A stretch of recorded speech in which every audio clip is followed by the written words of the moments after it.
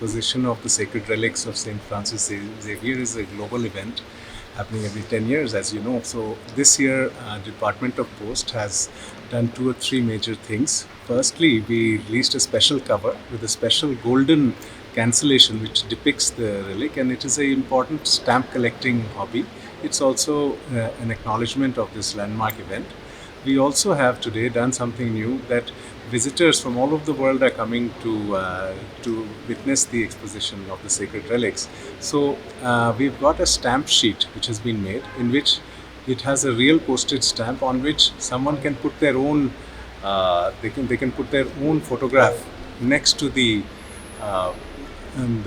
Basilica of Bom Jesus stamp, and that becomes a greatly a souvenir, which is always important, that they were here, they visited, and that has been done. Apart from that, 2 postcards have also been released. Again, can be used to send letters from here after their visit to their to themselves, in fact.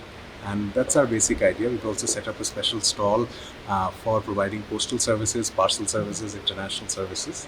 So that's the basic thing we wanted to acknowledge and commemorate the great heritage and the importance of this exposition.